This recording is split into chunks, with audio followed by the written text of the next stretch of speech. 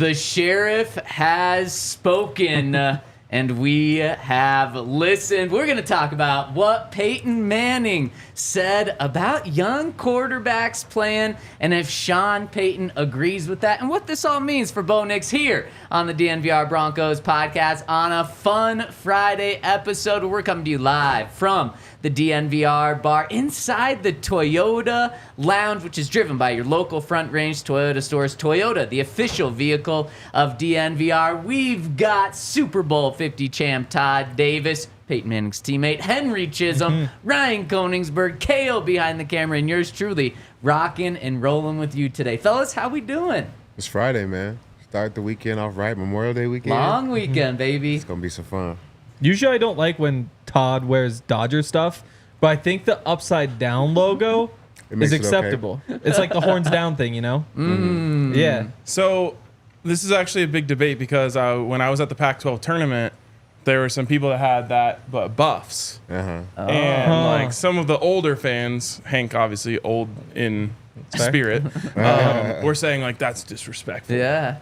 But the young hip crowd is knows that you? It's just a vibe. Oh, that's you. It's just me and Todd. So upside down doesn't mean it's not like the horns down. No, it's not. But I guarantee you that they don't have any Texas hats that have that. They definitely do not. No. They would never. Oklahoma might produce those. I was gonna say if they do, they might be going platinum in Norman. Let's say there was like for you really hate Nebraska, Ryan. Yes, if I do. like you could turn the N sideways or something. That's like because upside down is. I would never. Exactly. That's why it was like sideways. Would you, if that was like offensive to Nebraska people? No. Would you wouldn't even be able to No, bring because yourself to wear that? It's red and white and with an N. Like absolutely not. I wouldn't wear that under any circumstances. Todd, would you be able to do that with the Raiders? Like if an upside down Raiders logo meant like F them.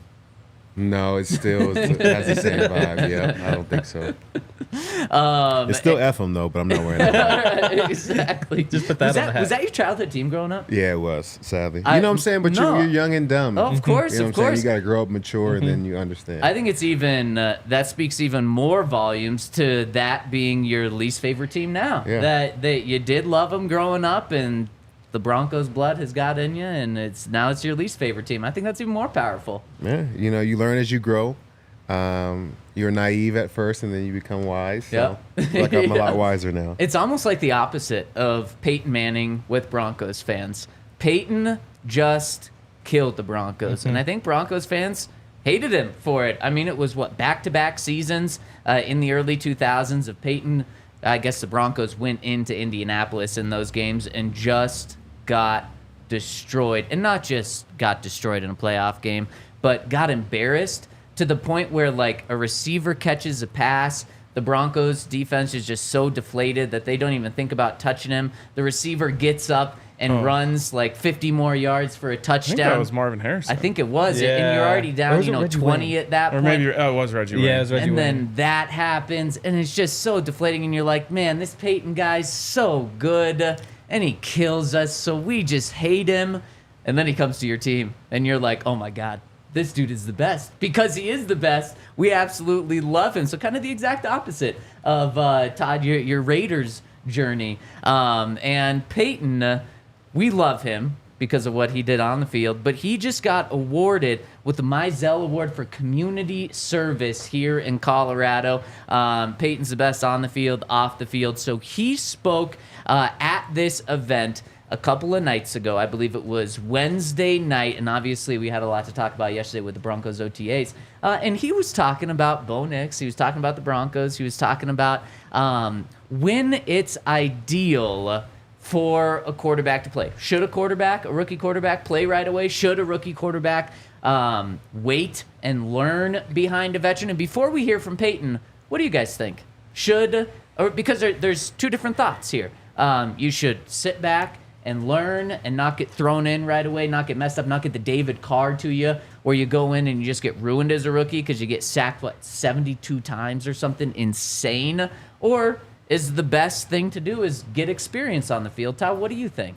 Honestly, I think, that statement is key, like, to sit and learn. If there's somebody to learn from, sitting is a great option for a quarterback. If there's nobody to learn from or somebody that would help you create bad habits, then most definitely I think being out there, getting experience, getting those live reps, hopefully you don't get sacked 70-plus times. But I feel like that would be best for a quarterback who doesn't have a dominant future Hall of Fame quarterback kind of like to learn from. You sound like someone, which we'll get into in just a minute. What do you think, Henry? Yeah, I mean, it just depends. It depends on the situation. If there's a guy like that to sit behind, then that's awesome. And also, if you're Drake May and you're just not ready to play, then you should definitely sit. But for Bo, you've got to play him. What do you mean Drake May not ready to play? Like, how do you know if a quarterback's not ready to play? I mean, you can tell by watching him. Didn't Drake May 2 years ago have, 4,500 yards, 35 touchdowns, and, 8 interceptions or something? Yeah, but he hasn't run, NFL concepts, and he misses a bunch of throws. And he's just obviously not ready. And I think, J.J. McCarthy's probably in that category, too. Maybe even Jaden Daniels. But with Bo, you obviously play him. He's played so much. I think the appeal is that he's already so polished, so to not play him would be pretty crazy. Ryan, what do you think? I think that there are situations that exist where it makes sense to sit. But if I have to pick one side or the other, do you play or do you not play? For me, I'm team play the guy. You also have to acknowledge that there are situations where guys have been ruined or too much pressure, too many hits, and it can knock a guy off his path. Part of me thinks that you're either it or you aren't. And if you're a guy who taking a few too many sacks as a rookie is going to completely derail your career, I just don't know if you were ever that guy in the first place. Yep. And I'll go even a little. That's tough because I do think you could be changed by how your offense operates. You could, we talked about Zach Wilson, and kind of Henry always points out how his strengths have now become his weaknesses because he has been coached a certain way because he didn't do a good job to start early. Now he doesn't know who he is. Now he's very nervous out there and kind of indecisive. And now he may be throwing bad balls because of what happened to him early in his career. So I don't know if that means that he never could have been the guy if he was in a better situation. I think it could have turned out differently. Same thing with David Carr. I don't think he never could have been a good quarterback. I think he was just in such a tough situation that now you start tweaking aspects of your game because you're like, okay, what can I do to never get sacked 72 times again? But that doesn't mean that those are the right things that you need to change in order to be a good quarterback and elevate your game. I agree with what you're saying. I think the difference is what my definition of that guy was. I said, I don't think you're ever that guy. I think situation can make you good. I don't think situation can make you great. And so David Carr is a perfect example of someone where it's he probably could have been Derek Carr in a better situation. But I don't think he could have been, this is an extreme example, but it's the name that came out. I don't think he could have been Patrick Mahomes in the right situation, to me. I agree. I just think every good quarterback usually has a Hall of Fame coach.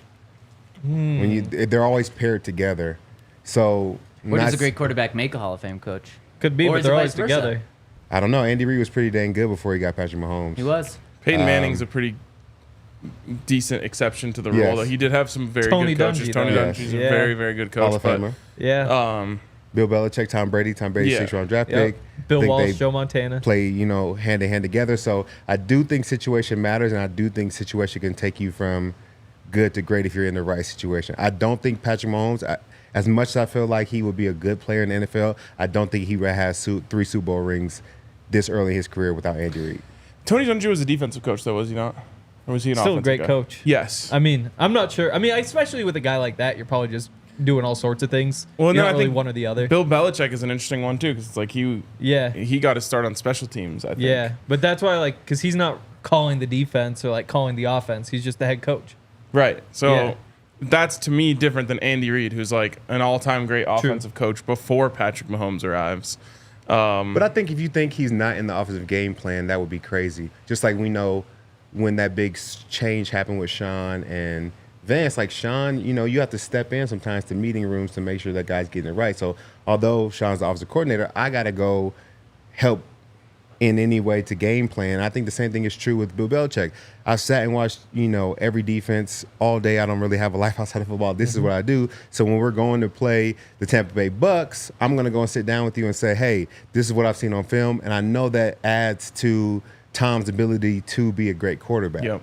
Well, and Tom almost always had a great defense on the other side that, made it easy for him to succeed. So many Broncos connections with this. One of them that jumps out is, did you see what Robert Saleh is starting to do with the Jets and Nathaniel Hackett? Did you guys see the report a couple of weeks ago where the Jets tried to hire essentially someone to replace Nathaniel Hackett as offensive coordinator, but they wanted to hire like a consultant above Nathaniel Hackett, so they didn't fire Nathaniel Hackett because Nathaniel Hackett is Aaron Rodgers' boy, and they were unsuccessful in hiring that position. So now Robert Saleh, a defensive head coach, is joining in a lot more on the offensive meetings to try to help there. That's not what you want to see if you're a Jets fan right now. Another thing, when you guys talk about this, how about Sean Payton and Drew Brees? That connection. Who is it? Is it Sean? Is it Drew? Is it both? Likely when we talk about these combos, it is both. Like it's easy to look at the Patriots and be like, man, Bill Belichick was overrated. Maybe he was overrated in terms of how much of an impact he had on Tom Brady. But Ryan, like you said, like year in and year out, the Patriots would have a lot of guys on defense you would not know their name of. They were not national names, and they would have a top 5 defense year in and year out, which helps the quarterback so unbelievably much. It's just like what every head coach says, including Sean Payton. A quarterback's best friend is a running game and a good defense. I agree. And then one more Broncos connection, and this might be a little more controversial. I think we're kind of all on the same page here, that it depends on the situation that you're going to be in terms of if you sit a quarterback, if you don't sit a quarterback, if you play a rookie right away or not. One that I think, kind of, Ryan, along your lines, maybe even more extreme example. I think if the Broncos would have drafted Josh Allen, he would have been fine. A lot of people think he would have came here and the Broncos would have ruined him. It wouldn't have mattered. No, he would have been good. Maybe because Josh Allen took a while to become good, even in Buffalo, in that good situation. I think eventually Josh Allen would have been good. Maybe as good as he is now, maybe 90% as good as he is now, he would have been the dude. I believe for the most part, if you're the guy, you're going to be the guy with the right coach or not, as long as your organization doesn't keep like a Nathaniel Hackett, a really bad coach, for 5 years and force you that. Right? Bow, bow, bow, bow. Yeah, for sure. And then, that was kind of my broad take. But obviously, we're talking about the Broncos and we're talking about Bo Nix. To me, Henry said it a little bit earlier, like, in this situation, he kind of has to go. For sure. Zach Wilson, maybe there's something interesting there. Jarrett Stidham, there isn't. This is about Bo Nix, and in the end, the elephant in the room is he's 25 years old. And so... 24. Gonna be 25. Yeah. He has to play right now. Because if you're 21 and you come into the league and you have 4 years to get to where Bo Nix is, then maybe you can sit a year, hang out, learn, what do they say, mental reps, all that good stuff. No, you're 25, man. It's time to go. And I'm sure he feels that way too. But the Broncos don't have this luxury. Well, I'm curious if Peyton Manning and Sean Payton agree with what you said, Ryan. But before we hear from Peyton, I got to tell you about our friends over at Shady Rays, because if you're talking about a star quarterback, you're talking about something so bright for the future, you got to have some shades on to check out. And you got to check out our friends over at Shady Rays, where they have literally hundreds of options, including ski goggles of polarized glasses that you can get. They've got it from sporty to stylish. They've got all different sorts of tints as well. And if you want to get over at Shady Rays, they're going to give you 35% off. And the awesome thing about Shady Rays is they're already affordable. Some sunglasses are like hundreds of dollars. Not at Shady Rays. They're affordable to start. And then if you use the code DNVR, they're going to give you 35% off a pair of sunglasses. Over 300,000 people have given them 5-star reviews. We love them. We know you're going to love them. And over 300,000 people already love them. So go to shadyrays.com. Use the code DNVR to get 35% off. try them yourselves. And another great thing about Shady Rays is they guarantee their products. They have an awesome return policy. If they don't work for you, you want to get a different pair. Shady Rays is going to work with you to make sure that you are happy with your purchase. So go to shadyrays.com, use that code DNVR for 35% off. And go over to Circa if you want to make some bets. I haven't been paying attention to the basketball or the hockey because it just hurts me at this point. But I've heard that there's another game tonight. So for those of you who want to go make some money, the opportunities are out there. Let's see. I just pulled it up. Mavericks with 2-1 odds. Would love to see them win. Maybe put some money on that. 2-1 again after winning. Wow. Yeah. And they're on the road now, I'm right? not watching. Yeah. I'm not either. No. Yeah, because Minnesota, they're like the 2 seed. Yeah. Yeah. So who's at home? Minnesota is. Minnesota. Okay. Yeah. That's what I thought. But they were at home in game 1 and they lost, and the Mavs won on the road. Yes. You can also check out some of these NFL odds. Broncos still 5-point dogs, plus 190 to win in week 1 against the Seahawks. Circle has a tight money line, low hold model. They try to get everything to minus 110 on both sides. Compared to other sports books, they're more like minus 115 or minus 120, which means that in the long run, you wind up making a lot more money. You can especially tell the difference when you look at their futures bets or other things with long odds like golf tournaments, those sorts of things. They set all their lines themselves. They hand do it. That's why they're so good. And they're great for high limits bettors because they give you those margins with the tight splits. So download the app at circasports.com. Circa Sports bets can only be made while physically located in the state of Colorado. Must be 21 or older. All rights reserved. Circa Sports Colorado encourages you to gamble responsibly. Gambling problem, call or text 1-800-GAMBLER or visit problemgamblingcolorado.org. Speaking of golf, who are you on in this golf tournament? I don't know. What is the tournament? Oh, okay. I just figured. I watch the majors. Now that there's no Colorado sports to bet on, you just be in on the golf tournaments. I only watch the Rockies now. That's my only sports. It is wild. Basically, the rest of the summer, it's just only Rockies. Not to put us too far off the rails, but I think it's like a skill if you're able to watch a sports playoffs after your team's eliminated. Like I simply can't. Man, the Nuggets hooked me though. Like, so they've just got me, and I was craving more. I thought the Nuggets were still going to be playing now. So I got to say, though, I'm not interested in the East right now. I am interested still in the West, though. Huh. I just can't do it. And, like, I honestly wish there was something I could, like, tell Twitter. Like, I'm done with the NBA until next season. No, I was Please stop like, showing me stuff. I was just off of Twitter and Reddit and all that for, like, 3 or 4 days just because I didn't want to see any of it. Yeah, I'm still not watching any of the games. I was luckily wedding planning in Mexico, so I didn't have to think about much. Yeah, that's not too bad. That's right. I also really appreciate sitting next to Hank because he makes me look way more tan. That's the lighting. You definitely do. Okay, so let's hear from Peyton Manning and how he feels about this situation. Does he agree with us, or does he think sitting can be beneficial? They're going to play the best quarterback, but there's no question. I think any quarterback would tell you, being out there on the field, you just learn more things than you do sitting on the sideline. Any quarterback will tell you that. So when that happens, for Bo, these quarterbacks, obviously, Sean will make that decision. But I do think experience is your best teacher. It's a marathon. It's not a sprint, right? I mean, I went 3-13 my rookie year and didn't play very well. We went 13-3 the next year. There's no way that would have happened had I not played and kind of gone through those struggles and thrown those interceptions and figured out, hey, okay, I can't do that anymore. Hey, these guys are faster.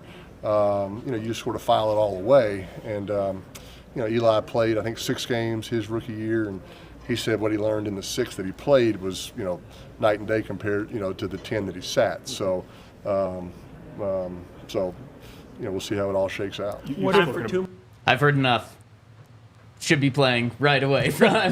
You talk about Peyton saying pretty much anything Peyton says about quarterbacks, I'm just running with. And then he also brings in Eli's experience of Eli actually did both.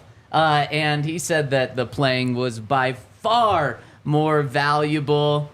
What are we doing? I mean, he should absolutely be playing. And when I talk about I'm talking about Bo Nix. It was so hard to hear what he was saying because that forehead was shining so bright. It would look like he just got it buffed like right before his speech. I was like, come on, Pete. Did he get so much shit for that in the locker room?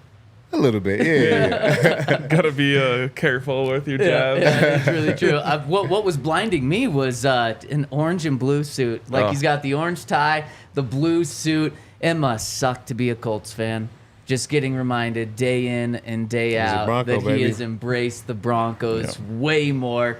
And Broncos were the only team he chose to play for in the NFL. He didn't have a choice with the Colts. That's true. The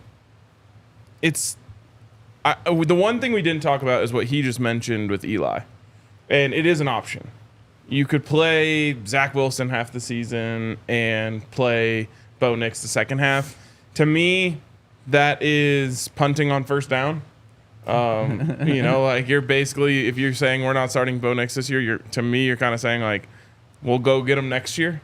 But if you do believe that that's going to be the best thing for his development, and you're sitting out there in training camp and just saying like he's not ready, then don't just listen to Peyton and say, well, you just got to throw him out there. Like you have to trust what you believe and what you see. But there does need to be a plan in place to get him on the field this year, in my opinion, because of what he said about Eli getting those 6 games at the end of the season and how valuable that was for him. Even then, though, it was Mace who sent that video or who had that video. And Mace's 2 favorite words, false positive. You got that with Drew Lock, right? What did you have? 5 games at the end of the season? 4-1? Yep. And you then, had the whole Jerry Jeudy, KJ Hamler, the Drew Lock draft, as we called it, trying to load up for Drew, and that didn't end up working. So the more information that you can get about your rookie quarterback, the better. And heck, Peyton talked about how they went 3-13 his rookie year.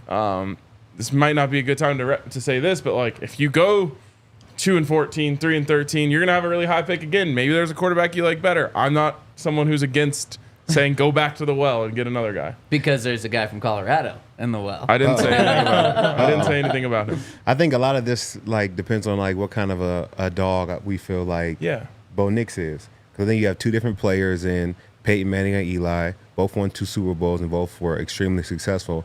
Both had different starts to their career.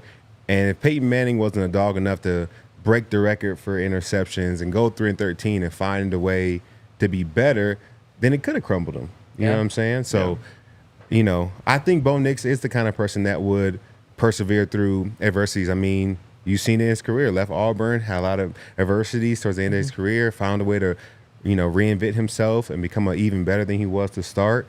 So I think it all depends on Bo as a player and him and his dog mentality. Real quick, just to defend what you said about how I'm only saying that because there's a guy from Colorado. I was Team Cardinals when they did it with Kyler. Yep. I actually said they have to do it if that's Cliff Kingsbury's guy. Yeah. It obviously didn't work out, but should they have done it this year again? They had the 4th pick. Could have got JJ. Could have got Bo. Could have got Michael Penix Jr. No. You still believe in Kyler? If you have the number 1 pick, it's very different. They had the number 1 pick this year, I would have said, yes, do it again. Very fair. Okay, so one of the things we've all talked about is the situation that you're in and how Eli and Peyton were in different situations than Bo's in right now, potentially, how those 2 were in different situations. We all said the situation has to be right. Well, Sean Payton yesterday when we talked to him was asked about this, and Peyton Manning saying how experience is key for a young quarterback to get. That's the best way to learn. Sean was asked directly that. Put Peyton's comments out there, and Sean was asked about it, and he talked about the situation, and I think it was extremely telling. Let's hear from Sean. I think some of it is a byproduct of what you have in the building. If you have a starter in the building, then that's the path you go, and then sometimes you don't have that luxury, and then that's the path you go. A lot of it's dependent on the quarterback, his mental makeup. So I think it just varies. When you look at Love that went to Green Bay behind, and then Rodgers who went to Green Bay behind, there's a little bit of a luxury there. But it's really dependent on the roster. Okay, so I think he said everything we need to know right there outside of saying Bo Nix is our starting quarterback week 1. I've been pounding the table for Bo to start week 1 since they drafted him, and Sean just gave me 2 more reasons why. I heard 2 things in there that Sean is essentially saying Bo is going to be our starter. The first is he said it depends on the rookie quarterback that you're talking about. And then he goes and says that Bo started later in that press conference, he goes and says that Bo started 61 games in his career, saying that he has all the experience necessary. So boom, the rookie's got it. And then 2, it depends on what your roster looks like, kind of something that we all said. And he said, do you have a starter already on your team? No, the Broncos don't. In fact, no Alex Smith to be found. No Alex Smith. And then if you want to go a step above, as Sean pointed to, there's no Brett Favre. Yeah. There's no Aaron Rodgers for Jordan Love. There's none of those guys. So, like, Sean told us yesterday in a roundabout way, like, yeah, this is very much set up for Bo to be the guy. And that's why it doesn't really matter what we think. It doesn't matter what anyone outside the building thinks. It's what Sean thinks, and Sean just told us what he thinks. I'd be curious if we could find somebody who says he shouldn't start.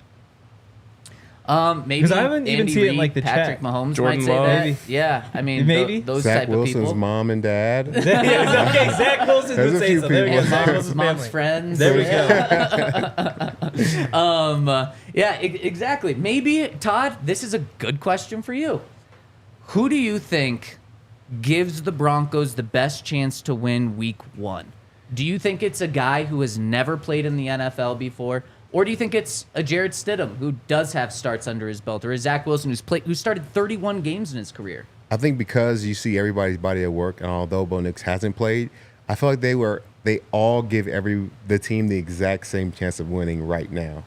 I think Bo's ability to help the team win will grow, but at this point, like we've seen what Jarrett Stidham did, and those numbers I think can be repeated by Bo. We've seen Zach Wilson and his struggles, and we don't want Bo to do that, but Bo could do that. Mm-hmm. And so I feel like, everybody's at an even keel. So if that's where the base level's at, Bo definitely needs to start. And I think that through reps, he's going to be leaps and bounds above everybody in his ability to help the team win. Yeah. It's a little bit of a cop-out answer, but I think the answer is whoever the team believes in the most. And that won't obviously, come to fruition until training camp goes through. But, like, I guess the reason I say that is, like, if the team is looking at Bo and they're like, this guy's ready, he's the truth. And then for some reason Zach Wilson's out there, they're going to be like, wait, what's going on here? Yep. And the other thing is true as well. If they're like, dude, Zach Wilson, like, he might have unlocked his potential. And they're putting Bo out there and they're like, oh, they're just throwing the rookie out there because he's the rookie. I think that hurts. But it feels like it's pretty close. I think most coaches would probably lean experience in a one-game scenario. Yep. But I think that if the team is, like, kind of rallying behind Bo, he's their leader, they're like, this guy actually might have something. They've certainly seen what it doesn't look like. And if they feel like he does have it, then that could give them an extra boost in that week 1, too. And Todd, I do agree with you with kind of everyone being on the same, or at least Jarrett and Bo being about even right now. Then, of course, you naturally go with the young guy. But this kind of reminds me of the Teddy and Drew battle that was out there, or maybe the Paxton-Trevor battle, where it was very clear, I think, to the team, to the media, to the coaches who watched it every day, that Teddy was better than Drew, at least right then. But from a fan perspective, I get it. And maybe from like a future perspective, you're viewing this and you're like, well, man, Drew just needs to play because he has a higher ceiling. So that's why some people wanted to see Drew with Paxton. He had a potentially higher ceiling than Trevor. But at the moment, Trevor was without a doubt the better quarterback. And so I was trying to build a case of why you wouldn't start Bo if maybe the players and the coaches inside the building thought, man, Jarrett gives us a better chance to win week 1 and it isn't really close, then that's who would be actually pulling for Bo Nix to not start. But because it's not the Paxton Lynch-Trevor scenario where the guy that doesn't have the higher upside or that isn't a higher pick isn't the one that looks better right now, I mean, it's so hard to build that case against Bo. But that would be when it would come to, man, maybe Jarrett's to start, is Sean not losing credibility in the locker room. Because would a coach lose a little bit of credibility if there is a Teddy Bridgewater who is clearly better right now? yet the organization starts a quarterback that does not give the team a best chance to win, would players kind of question the coaching staff at that point? Absolutely. The answer to that question is absolutely. Yeah.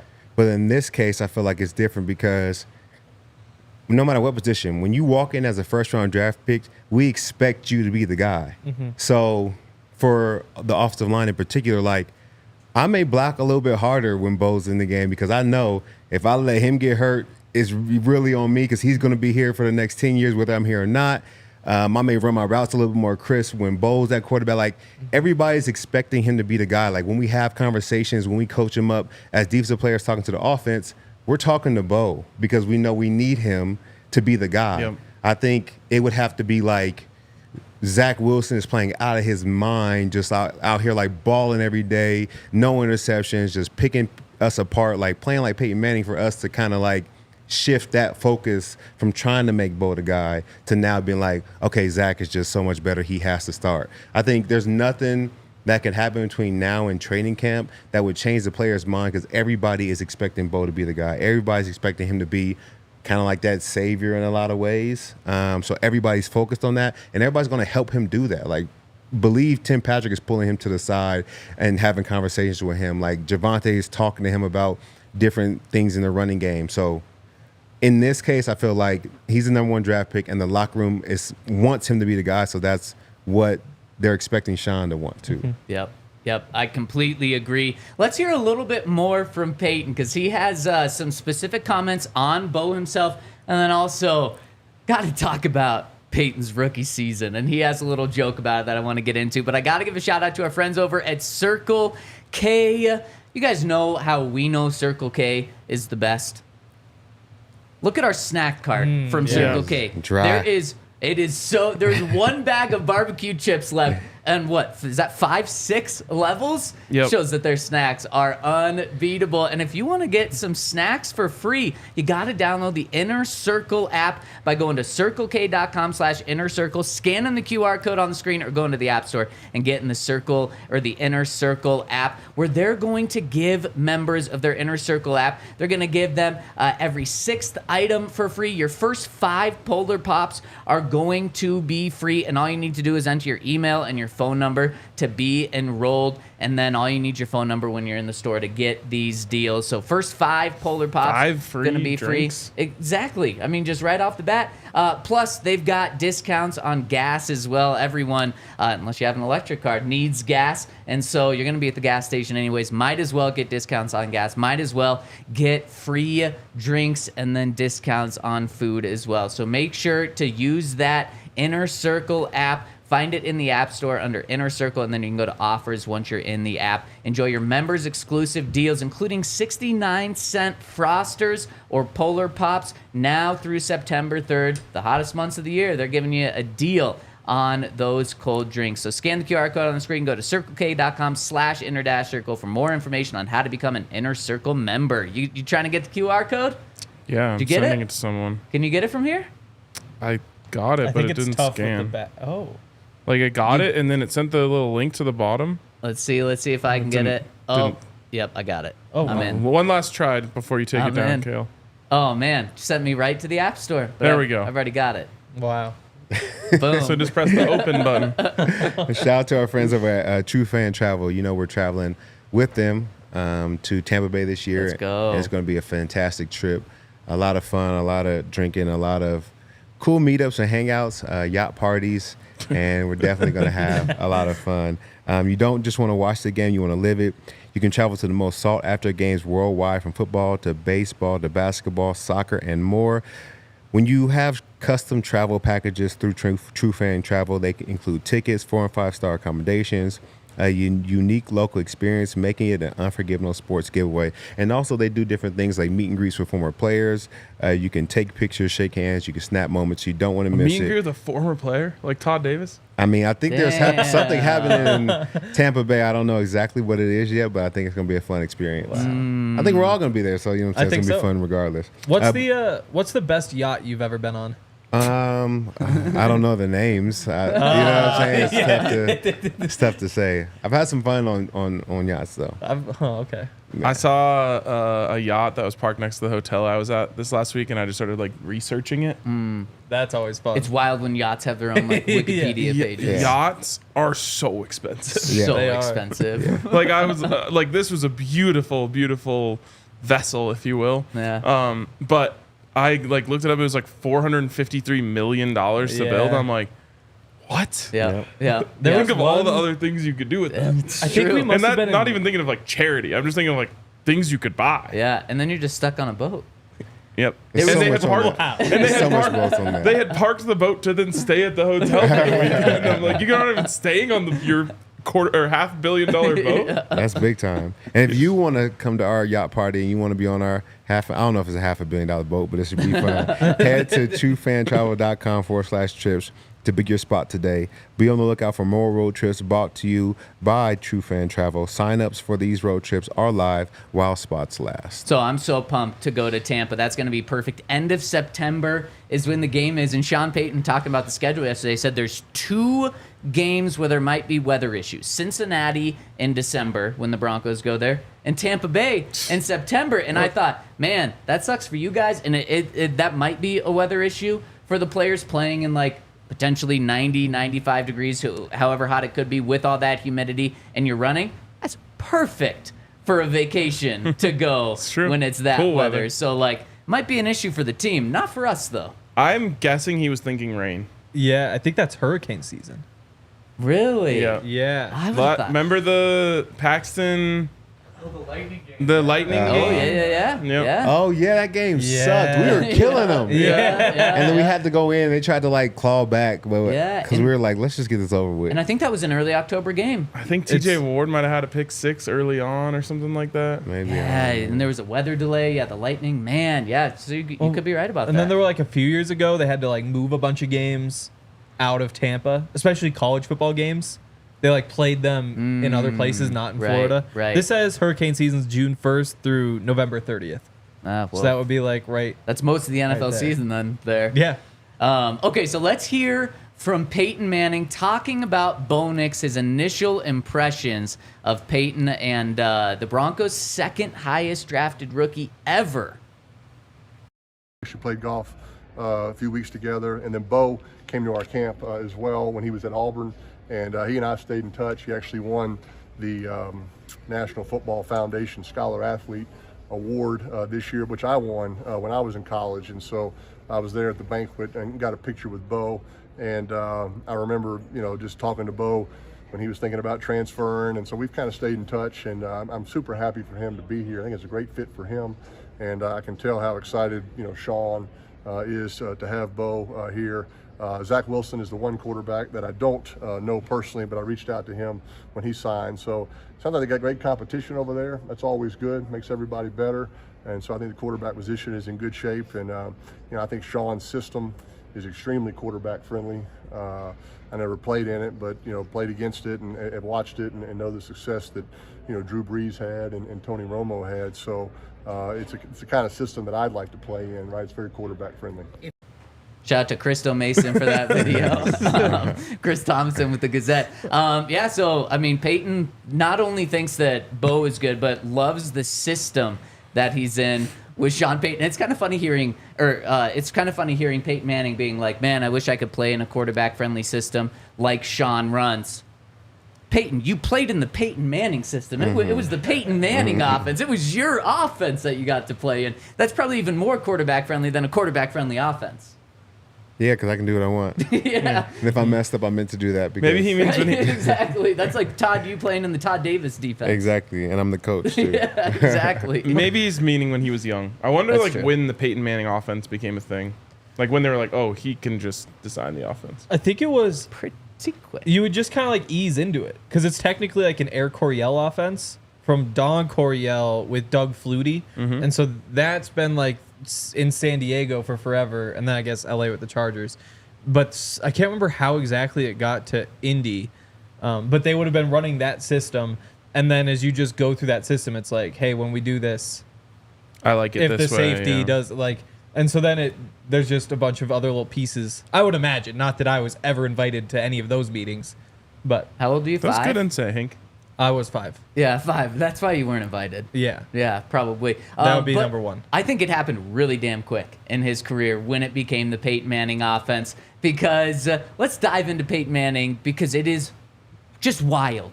The start of his career. Peyton already touched on it, going from 3-13 to 13-3 from his first year to his second, which is insane. Let's hear Peyton talking about just his rookie experience and joking about it.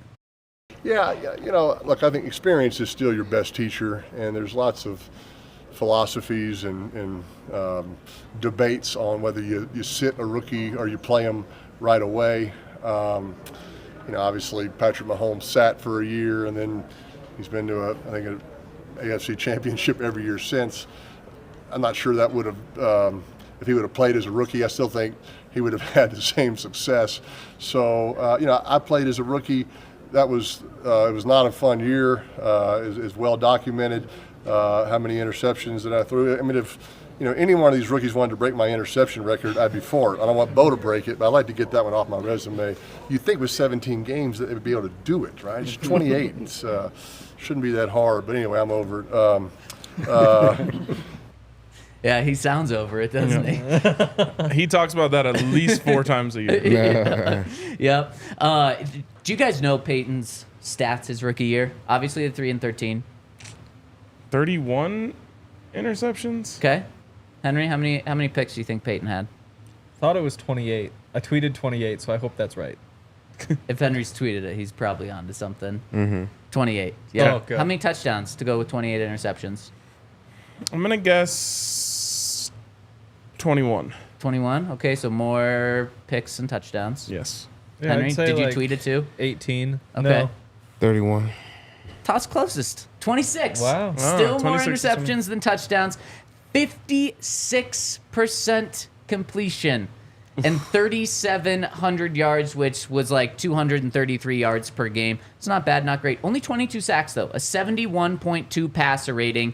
And here's the crazy thing. Would you say that was a pretty tough season where he had a lot of low moments? Yes. He had the most passing attempts in the NFL. So the Colts said, kid, not only are you Go going get to 'em. Slang learn, it. but you are going to continue to learn even after mistake and mistake and mistake.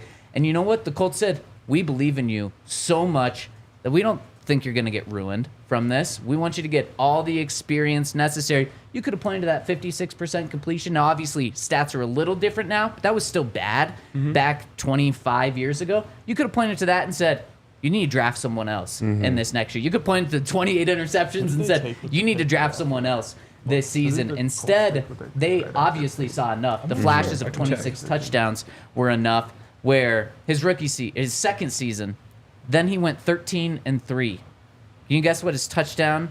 Well, it actually wasn't as crazy, so I'll just throw it out to you. 26 touchdowns, 15 interceptions. But Big turnaround. very different. 90% Kept the touchdowns the passer same and rating. cut the interceptions in half. Exactly. 62% completion percentage, 4,100 passing yards, only 14 sacks. In his rookie season, he only took 22 sacks, so that was probably the best stat out there. But could you guys imagine Bo Nix or any rookie going out there and breaking Peyton's interception record this year? 29 interceptions. The kid would not be able to make it to next year as a starting quarterback. No. Yeah. It's also just crazy to look. So 56.7 completion percentage. That was better than the league average in 1998. Wow. Yeah. And per game, it was 1.3 touchdowns to 1 interception. League average passer rating was 77. He was at 71. Yep. So, like, it wasn't obviously good, Right. but it was the 90s were a tough time to play quarterback, I think. Well, that was the very end of the night. That was 2000, 98. 98. What was the league average for passer rating last year? Last year it was 89. 89. Yep. Yeah. Well, it's actually gone down. So, like, it was 92 in 2018, the 90, the 93, the 90. The last couple of years, it's gone down. How disappointing was Bryce Young's rookie season last year? Very. Disappointing, yeah. Yeah, I think you can maybe even use a bigger word than very. Wow. Extremely. Yeah. His stats last year, 59% completion, 2,800 yards, 11 touchdowns, 10 interceptions, 73 passer rating. Here's the killer, 62 sacks, which obviously on him, but not fully on him. But he was really bad last year. Not just on him. Coaching staff, obviously, they fired their coaching staff. They got a lot of help for him on the offensive line and with receivers this offseason. But that is like so minimal compared to what Peyton's year was. Now, Peyton had the flashes too, but Bryce still had more touchdowns than interceptions, and he had 18 fewer interceptions than Peyton did. Crazy. Just how times have changed. Yeah, and also just looking at what the Colts did with their draft pick that they got for going 3-13. Let's just say they lost like one more game or whatever. They could have had the number 1 overall pick. The Browns picked Tim Couch with that pick. So, you know, like them staying with Peyton. Donovan McNabb went number 2. Akili Smith went number 3. And then the Colts with number 4 took Edgerrin James. Which explains why they turned around so quickly. Yes. Because he had more than 1,500 rushing yards as a rookie, more than 17 his second year, and he had more than 60 catches in both. Could you, Ballin'. Just changes the entire team. Yeah. And ended up with 12,000 career rushing yards and 80 touchdowns. And he's one of 2 people in that entire draft class to be a Hall of Famer. That's wild. Yeah. Could you, who was the other one? Champ Bailey. Hey. Could you imagine, let's say the Colts do that. They draft a running back at number 4. And let's say the running back doesn't work, and then Peyton turns out to be a 28 interception type of quarterback. Just how awful of a look that would have been. Yeah. Like that, they were definitely rolling the dice there a little bit. Yep. They also could have drafted Torrey Holt with that pick, and then they could have had Wow. Marvin Harrison, Reggie Wayne, and Torrey Holt. That's what the Bears are trying to do right now. Yeah. Yeah. Keenan Allen, Rome Odunze, and DJ Moore. More. It's insane. Peyton was also second in Offensive Rookie of the Year voting. Which is wild. Do you know who won it? No, my computer's too slow because I have too many tabs open. I mean, John Elway won MVP with numbers that would get a quarterback sat in Benched. this Yep. era of the NFL. 100%. It's wild just how different numbers are right now. I would be curious who won Rookie of the Year that year. Let's see. It was Randy Moss. Okay. Yep. Fred Taylor was third. That makes a lot of sense. He was good. He was good. Yeah, he was. Okay, so, I mean, to me, just to put a bow on this conversation, I think it's so clear, not just from what I want, but from, I think, what Sean has said, is that it's going to be Bo. It's just a matter of time, and let's speed this process up, because as Peyton, not just as a rookie, but as Peyton going into, like, year 15, he didn't let Brock Osweiler get onto the field in, like, meaningless training camp reps, because he thought meaningless wasn't a thing when it came to any sort of practice reps. We talked about it yesterday, that even off-season reps weren't enough for Peyton. He wanted additional reps. Todd, you brought it up about all the passing camps that he would have and things like that. So let's follow the Peyton Manning route. Let's get Bo as many reps as possible. We should put a poll out. Say who should be the Week 1 starter. Bo Nix, Jarrett Stidham, Zach Wilson, and just see what the numbers are. I don't even think it's going to be close. You can just throw it might be Zach like in there 95. too, and he'll get the same numbers. Exactly. So we actually we didn't say, I think we said who will be. We put a pod poll out just yesterday saying that do you believe Bo Nix will be the Broncos Week 1 starting quarterback? 1,000 votes. What do you think the percentages were? Will. 91% yes. Okay. I was gonna say 90. I think that there's like that 10% that just thinks like Sean Payton doesn't know what he's doing. He's gonna screw it up. 85. 80 or 93%, 93. even more than you guys thought. Think he will be. So, what are we doing? What are we doing, Sean? Let's just make a bow and get this over with. This pod is not over. We got a little draft to dive into, and I think Henry, with this idea for the draft, took some inspiration from Sierra. Is that right? Oh, level up. Level up. Yeah, Oh. exactly. I used to I listen to that would've song so never- much a couple years ago. So we're listen to doing it the again. top Broncos to level up draft going into this year. And we need to set some ground rules, get some parameters here. Are rookies allowed No. to be in this? You can't level up from. Nothing. Okay. Yeah, they don't have a level to up. From. I agree. I just want to make sure you weren't going to Okay. slide in the 5th round and take Bo Nix and just instantly win the draft like that. So rookies, Did I win that one? again? Probably, because you got Bo Nix with the last pick in the draft. Okay, so they have to have played in the NFL. Can they be from a different team from last year? Yeah. Yeah. And are we going guys that we think will level up the most, or guys that we would like to level up the most? I would say think. Oh, I would go like. Like, think is hard because then everyone has a different perspective. Like, oh, I guess like is the same. like is funner. I think Like it's is more True. fun. Yeah. Yeah. Not think. Okay. And Henry, this was your idea. You got the number 1 overall pick.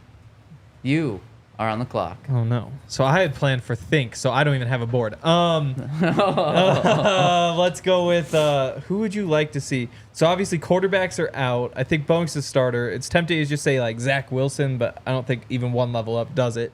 And yeah, your own personal definition of leveling up or what that means matters here. I think I'd go Pat Surtain. Because if he levels up, he's the best cornerback ever. That's going to be Or pretty close. It's going to be a controversial pick. It's going to be controversial, Yeah. but like I think that's an awful first I think pick, if it was most actually. likely, you say no because like he's already great. But if you could level up Pat Surtain, like I mean, what you just did was you just took your only 99 on the board and put him to a 100. and now he's the first 105 in league history. He's He's the greatest player to ever touch a football field. You're playing him both ways. You might be your quarterback too. well, okay, your level up's a very different I mean, definition. no, than I mean, my if you- level if up. you level Henry's him up. right that leveling up from perennial All-Pro is first ballot Hall of Famer in the conversation for Yeah. best corner of all time. So there is a case for it. I think, yeah. Interesting. know. Todd, you got that? You want to go with like who's the Broncos' second best player? Quinn? You want to level up Quinn? No, my thought was Be good. a little bit more realistic. Wait, we're not doing realistic. No, somebody I feel like will really help the team if he levels up is Javonte. I feel like he'll be Bo's best friend, and his ability to, if he can rush for 1,500 yards next year, I mean, that would be really, really impactful for the Broncos. Man, I mean, we just talked about it with Edgerrin James and Peyton Manning, how beneficial that was for Peyton and the entire team. That would be huge, Todd. It would be absolutely huge. So I like that one. With that, man, I'm wrestling between 3 players. I think there's one that I could get to slip to me later. So I'm going to go with this one.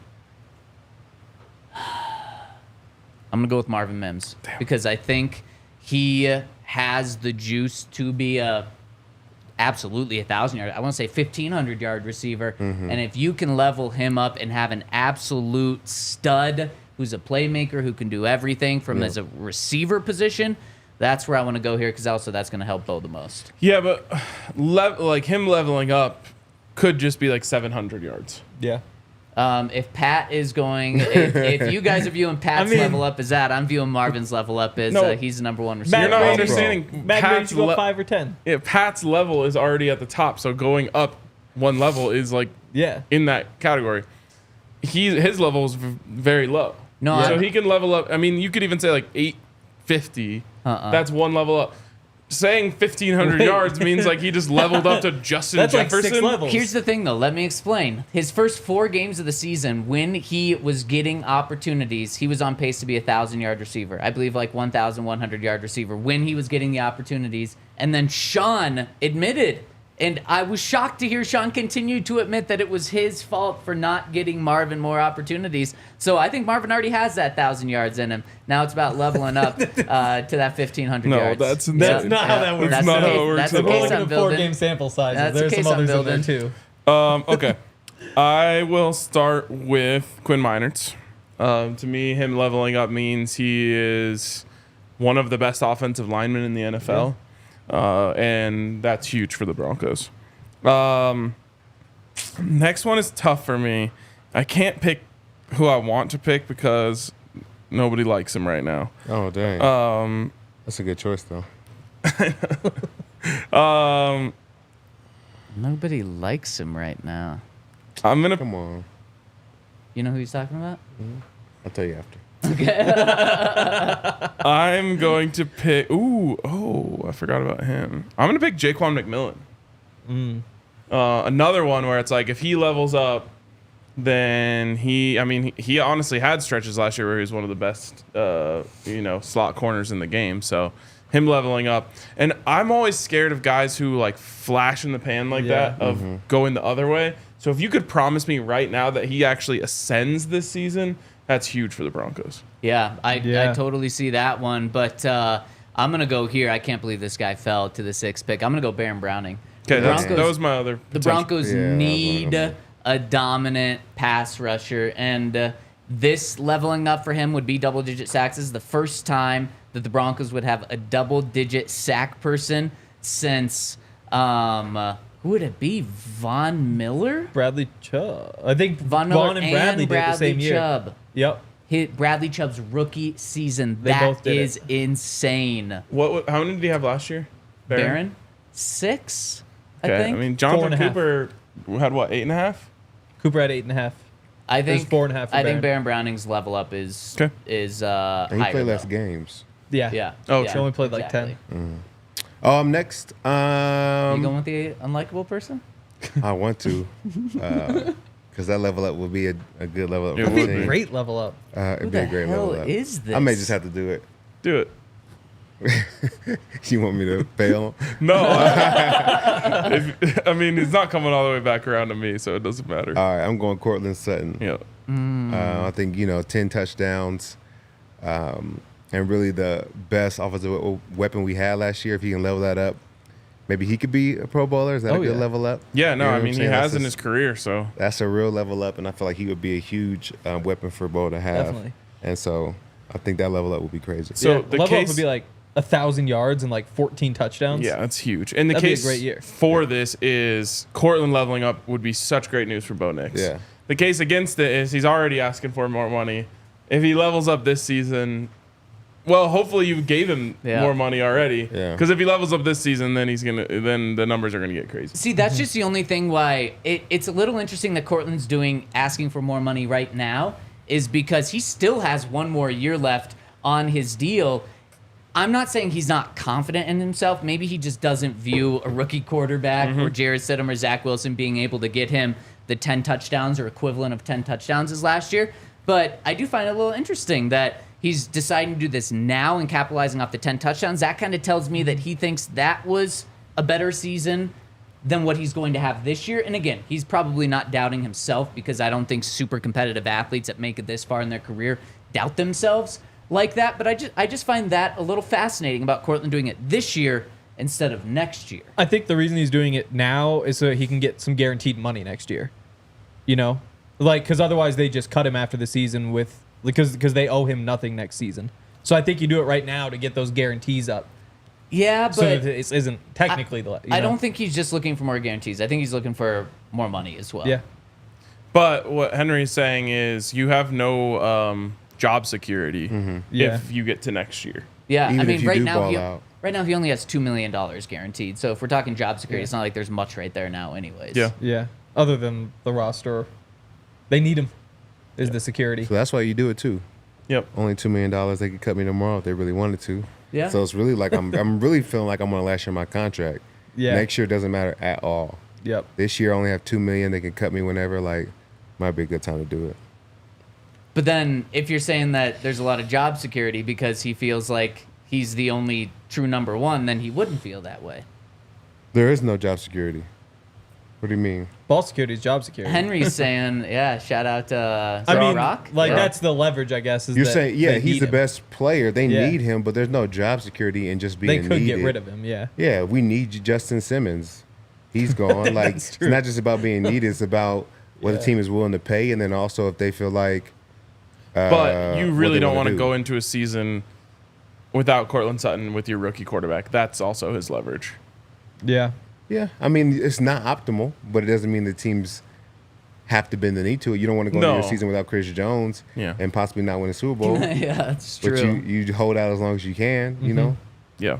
I'm It very sucks. curious because Sean just keeps playing this is going to be fine. Yesterday he said he's not worried about the situation at all. Yeah. It's going to take care of itself.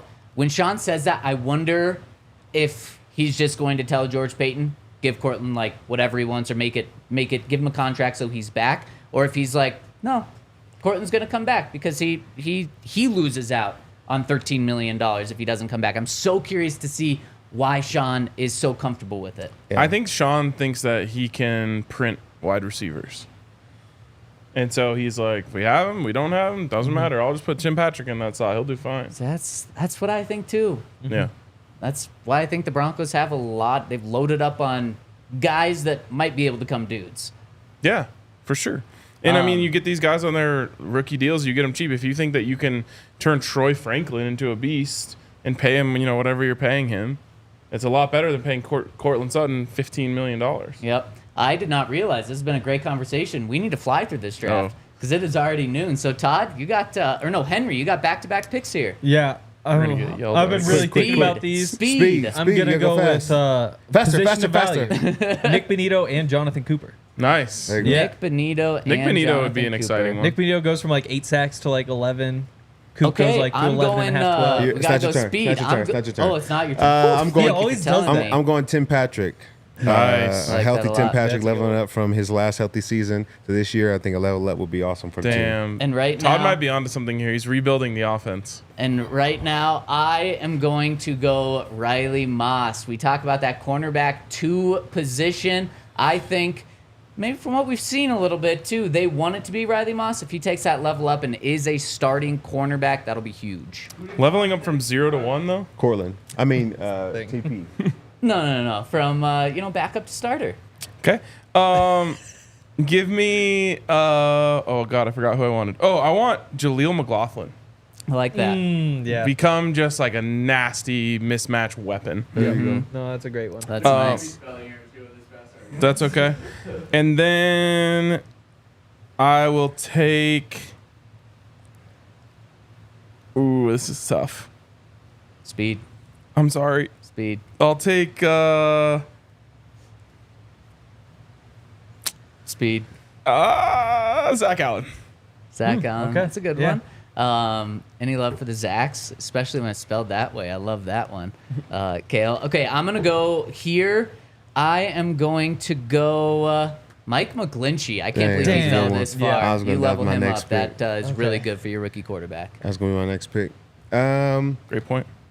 For me, I'm going Alex Singleton. I think he's already on the fringe of being a Pro Bowl linebacker. But if you can level him up and make him one of the top 5 linebackers in the league with, a hole next to him that they're trying to fill and a new defensive line that's going to be tremendous, I feel like, this defense will really be balling. Yep, I like that. Yeah. Henry, round us out. I'm struggling. Back Because to back. some of these guys only have like 1 year left on the contract, so you're really just paying more. Speed. But do people on Twitter know that? Probably not. No offense. I'll go. Give me Ben Powers. I like it. Nice. Yeah, it's a little safe. And then I'll take 3. Greg Dulcich. Yep, I like that one. I do. I don't, but I'm Him pandering. leveling up just means he's healthy, so that's Yeah, nice. I know. Yeah, it's true. Or it means he's playing a little bit. No, Of the it's season. got to at least be a full season. This I is don't know about that. for me. I feel like this is the easy one. Give me PJ Locke. That's a good I like one. He that. was dominant in every game he played. He made game-changing plays in every game that he was in. Now you expound that upon the entire season and give him 1 or 2 more plays to make. I think he's huge for the team. This one's so easy for me. Give me Zach Wilson because even if he levels up and is a good backup quarterback, that saves you $5 million because you're moving on from Jarrett Stidham and then you have a good option. Maybe his level up is the number 2 overall pick in the draft, which is where his talent is. So I love this, especially for the last pick in the draft. You just fumbled your whole draft. No, I got a quarterback, baby. Give me Alex Forsyth. Yeah, Give me that's a good that call. Oregon battery in the middle there. Boom. There we go. I love Brandon it. Jones was another one that I really wanted. Lucas Kroll would have been a better pick than Dulcich, but I need to pander. This has been an awesome week on the show. It's been an awesome show as well. Thank you all so much for rocking and rolling with us. We'll be back next Tuesday. Everyone enjoy their long weekend. Thank you for rolling with us. Hit us with a thumbs up on the way out and have a great Memorial Day weekend. We all silly like the mayor.